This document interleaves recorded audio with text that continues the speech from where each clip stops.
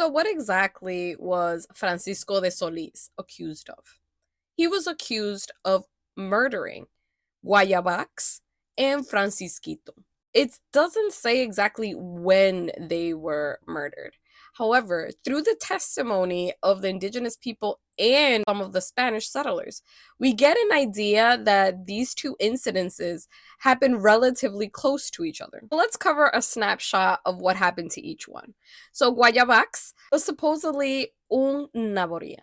So, quick recap as to what a naboria was. The Spanish had preserved the indigenous social structure. So we have caciques on top, ni Taino or nobleman second, beique, shaman and man third, and then we have the naboria, who were considered to be servants but not slaves of the Tainos. There were two kinds of naborias.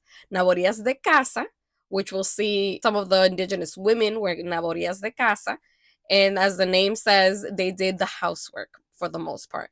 And then we have naborias de granja o minería. And these groups of Tainos were forced to work in the mines. But from my understanding, only the naborias de granja o de las minas were forced to work a third of the year on the estate of their encomendero, and the rest of the year they were supposed to be working at the mines.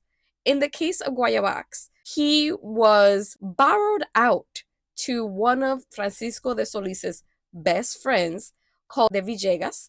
We'll see him in the trial as well, because when the naboria came back to la hacienda of the encomendero, the encomendero could keep him there working, or he could borrow him out. And that's what Francisco de Solis did with GUAYABAX. But while being in service to Gonzalo de Villegas, GUAYABAX ran away. When Solis found out that GUAYABAX had run away, he let the alguacil de campo at his Villa de Santiago. So an alguacil de campo was someone who was in charge of chasing indigenous people who ran off. They would track them down through the jungle. El alguacil de campo in this particular case was called Gaspar Briseña.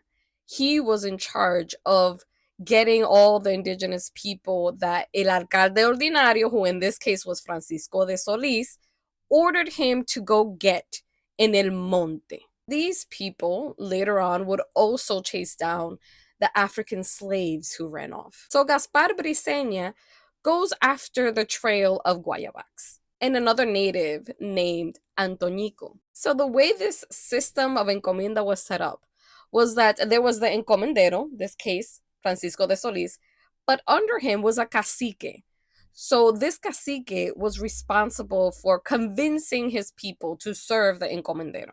In the case of GUAYABAX, his cacique was el cacique Nibron. So Gaspar Briseño goes to el cacique Nibron and tries to see if GUAYABAX is there in Antonico. However, they're not there. So el cacique Nibron sets out to find them. The account says that el cacique goes to Sagredo and he finds GUAYABAX and Antonico there.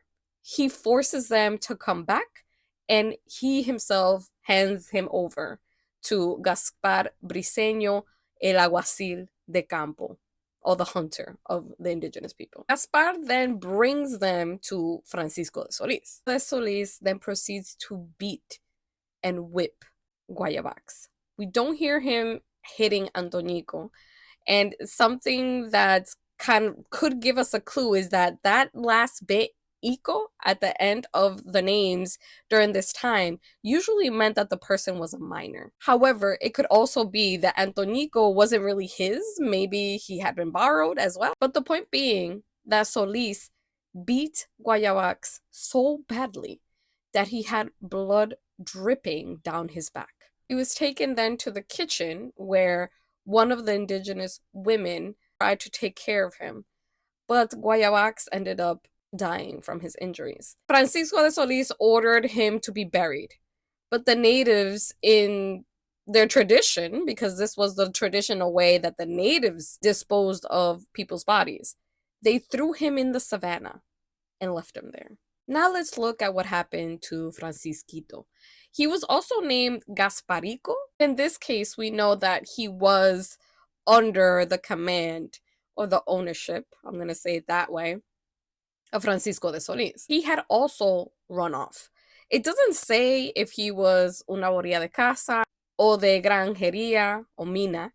We can assume that he was because it's not mentioned otherwise. The account says that he ran all the way to El Marian, to the cacicazgo that was originally of Guacanagari or Guacanagarix, a cacique who originally welcomed Cristobal Colon to the island. In Francisquito's case, it isn't un alguacil de campo who chases him.